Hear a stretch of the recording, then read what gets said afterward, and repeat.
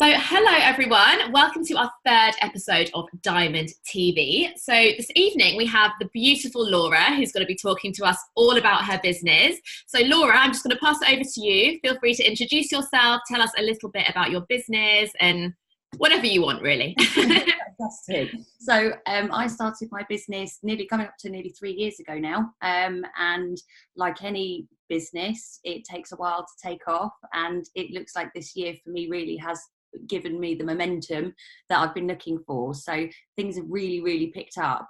In effect, I started my business as an online estate agent, but I've now moved into consultancy, which seems to be a lot more productive and are definitely a lot more exciting actually in terms of the sort of stuff that I'm involved in. So it's moved leaps and bounds since we last spoke anyway.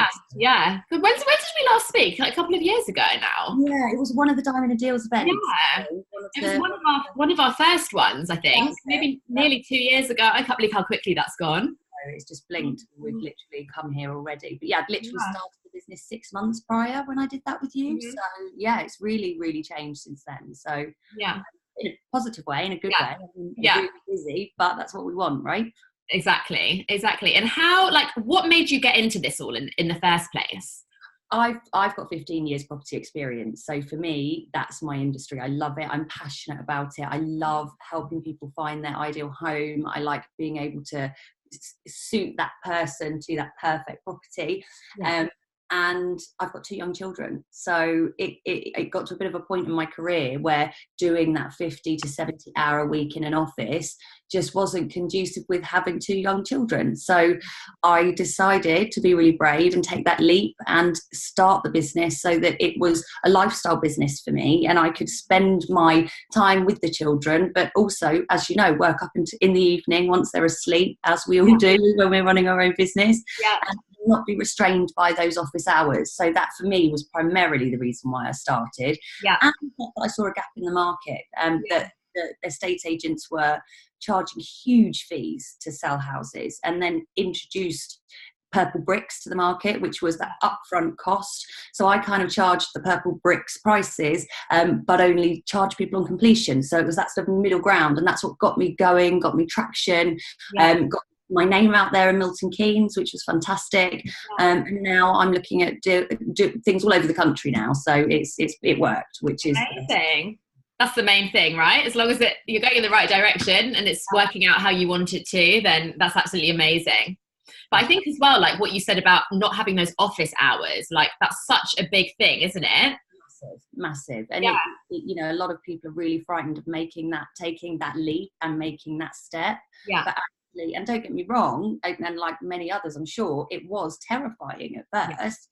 You learn by making mistakes, and as long as you're thick-skinned and you can pick yourself back up and say, right, I learned that is not the way to do it, and then change your model moving forward, you're only going to succeed. So that was really my sort of ethos behind it all, really. Totally. And I think as well, like people can start, you don't have to start your business and give up everything else. Like you can start your business alongside still doing your 9-to-5 job if that's what you do. And then gradually, as time goes on, you can just be like, okay, that's it. No more office for me. And I'm ready to go. I actually launched the company when my children broke up on summer holidays. Okay. So it was crazy. They were like, Laura, you're doing this big business plan and you've got the kids full time over the summer. You're sure this is the right decision?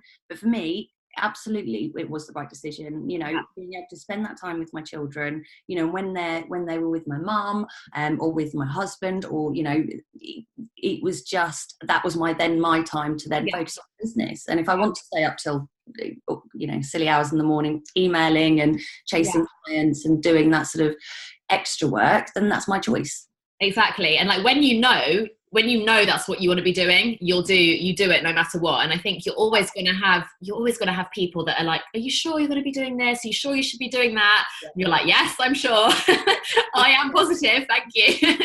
You just got to commit, and that's it. Once you commit and you say to yourself every day, as long as I do something a little bit better and a little bit extra than the day before, and you keep going in that direction, you're only going to keep succeeding. So totally amazing. Well, I know there's a couple of things specifically that you wanted to talk about this evening. So I'm just going to I'm going to mute myself now so that the screen stays on you. And yeah, just take it away. Go ahead.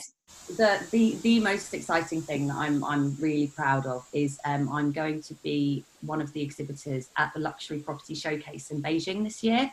There are only actually 2 companies from the UK attending, and it's one of the most exclusive property shows in the world. And it's, I think, over 6,000 VIP clients looking to purchase, very elite commercial deals, land deals, big sites of new homes and things like that. So I've actually got an amazing opportunity. So it's not even gone to the open market in the UK yet. It's a large piece of land, over 200 acres with planning permission, for an elite holiday home in essence in Wales, just by the coast. It's in a fantastic location, and it's got planning permission for a swimming pool, leisure centre, 50 odd huge villa style holiday homes, with the potential to work with the Welsh government and look at another 2,000 acres as an extension. So wow. It's a huge opportunity. And I'm really, really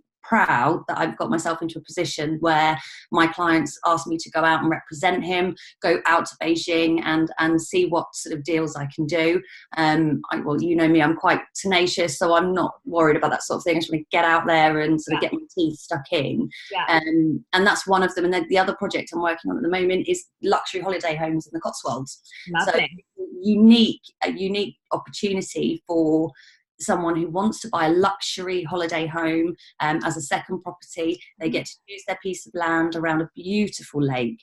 They choose the style of house they want, and then they work with me, the architect and the builder, and we literally create their dream home. Everything they want in their house, that's what we do. I sold one last week, and I'm meeting the lady next week. She's just so excited. She's an interior designer, and she's just working with me to be really creative. Yeah. And it's allowed me to really put my passion and flair into the business. Yeah. My God, amazing. When I'm a millionaire, I'm going to come straight to you and I'm going to be like, right, this is what I want in this country, this country, this country. Exactly. We'll build you your dream home. Absolutely. Amazing. I can't wait. So all your clients that you have, are they like a wide range of people? Like what's your typical client? I mean, I have clients in Dubai. I have clients all over the country, but I'm working with a particular developer at the moment who's based in Sweden. Yeah. They are part of, I don't know if you've heard of Sodra. I have actually, yeah. Biggest timber distributors to the entire globe. Yeah. And they are, so it's a company owned by Sodra. Okay. And I'm working with the guys out in Sweden because they create a new style of build, the new way of building. So traditionally here in the UK, we do brick built properties. These builds actually come over in a closed panel system. So that may not mean much to most people, but in effect, you have each wall of a house, if you like, coming over from Sweden with the windows, pipework, electrics, all in that wall. So it's like a Lego house. You build it. They are they're one of the most eco-friendly houses that you can build. So one site that we have in Buckinghamshire, I think the statistic is 77% more eco-friendly than your traditional British built property. Amazing. So we're really, really proud of that, really proud. And that cuts people's energy bills down. You know, everyone nowadays is working towards trying to be more eco-friendly. Yeah. If we can try and actually, I'm working with these guys in Sweden, and there was a big press release recently because Japan have just invested 9 million into the UK property market, and they've done a deal with Urban Splash, and they're building some properties, again, in a modular system. So it's all very eco-friendly, mirroring the sort of thing that we're doing, except we're doing it on a much, much bigger scale. We're looking at sort of 20 to 30 sites across the UK. But this time next year, the developer that I'm contracted with will be a household name, like one of the bigger players that we're used to hearing. So it's really exciting. Yeah. Wow. So all the like eco-friendly stuff, is that stuff, I know it's like becoming bigger and bigger now. So when you're planning, you know, you're doing all the houses, you're doing everything, is that like a top priority at the moment? Yeah, so Sweden are really, really, really, they're very conscious about their eco footprint, so much so that we could learn a lot from them here in the UK, to be fair. And actually, to be fair, a lot of other countries do it a lot better than we do. Yeah. Got a long way to go, but it's companies like the company I'm working with who will help show us and guide the way, because we will, once these sites launch and people jump all over them, because once you get inside them, not only are they luxurious, we have high-end products, high-end kitchens, high-end bathrooms, everything is high-end, but at the same time you're saving a fortune on your all your bills, and you just don't need as much to sustain the property. So they're fantastic. Everyone wins, basically. Exactly. It's a no-brainer. So once you explain it to someone, it's not, you don't have to sell them. You just explain what the product is, and the product sells itself. So. Yeah. Incredible. And what would you say like the main highs and lows are of, doing what you do? Oh goodness. Okay, so I'd say the main highs of what I do, for me personally, I'm very results driven. So I like to make sure I can see an output in terms of what I put into something, and that's, you definitely get that in the property industry, because you can really see, look, this is what I've done, look what I've created, we've managed to sell these units and we've made all these people happy. In terms of lows, I think, like running any business, you don't switch off. Whilst when I spoke to some of my friends about it, and they were saying, but you moved away from corporate agency so you could have more time with the children, and actually what they don't understand is, if I want to pick my hours 2 till 6 off, so I can pick the kids up from school, do something fun with them, and then work from 6 till 9, like tonight, for example, I have that choice and I have that option. So for me, I'm able to break my time up in the way that I want to do it. But it is hard, because you don't switch off. But I think when you're that passionate about something, whilst that does, it is seen as a negative, I sort of see it as a double-edged sword, really. Because it's a too, because that's what gives you that drive to be able to succeed and do what you need to do. So. Totally. And I was having a chat with someone about this just the other day, and I think when you're passionate about anything, you don't ever switch off from it, really. Like, it's always on your mind. You look at someone who loves the gym, for example. I mean, I know you are, and I follow you all the time for what you do, but you love it. You have a passion for it, so it's easy. Exactly. It's not a chore. You're not dragging yourself out of bed going, oh my God, I have to do this. You jump out of bed and you're like, I'm going to do this. I'm ready. Let's go. Mindset. And it's that mindset that changes your life, your career, your results, everything. Totally. And I think actually, like, the mindset of an entrepreneur, like me and you will have a very similar mindset just in general, because I think it does take a certain mindset to do it, to take that leap and to just go for it, because a lot of people are just happy, with a 9 to 5, and that's absolutely fine. They're totally happy with that. But some people just aren't, and you want that time freedom, everything else that comes with it as well. Agreed. I think it almost slips into 3 categories, doesn't it? You've got almost 4. You've got the people who do that sort of standard 9 to 5, who enjoy it, and fantastic, that's great, you're happy with what you do. You've got the people that do that sort of position, they don't like it, but you've got that then springs off into 2 categories of people. People that will say, right, I'm going to focus and I'm going to change my life, and I'm going to change what I do and my career path. And people that don't necessarily know how to, or have the confidence to do that. And that's why I like working with you on any of these Diamond and Deal videos, because I like to show, my biggest message out is just to show anyone can do it. Anyone can go out there and be a business owner. It sounds so grand, and but anyone can. You've just got to love what you do, learn, and be passionate. Absolutely. You just have to make the decision. Make the decision. That's it. It's done. You don't have much of a going back. So exactly. Just know your ways forward. That's it. You're done for the rest of your life. Exactly. Brilliant. Amazing. And then if you were to give advice for people who are thinking about going into the property industry, what kind of tips would you give them?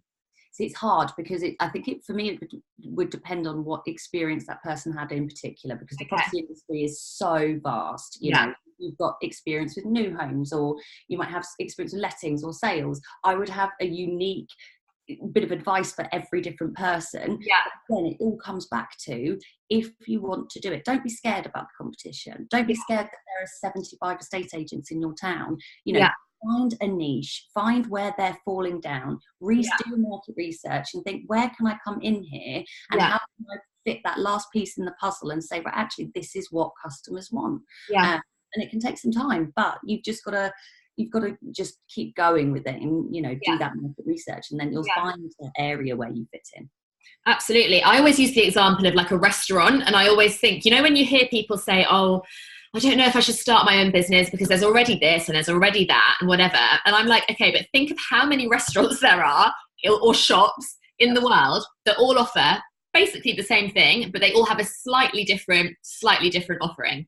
Exactly. And, you know, one day you may say, right, I'm going to this restaurant for this reason. Yeah. And at the weekend you may say, I'm going to this one for this reason. So exactly. Be that reason. Yeah. You know, find your niche. Yeah. Amazing. And then just to finish up, putting you on the spot a little bit, but if you were to give 3 tips to someone who is on that verge of thinking about becoming a business owner, so they're thinking of having their own startup, they're not quite sure how to go about it, if they should do it or not, you know, that kind of person, what would your top 3 tips be?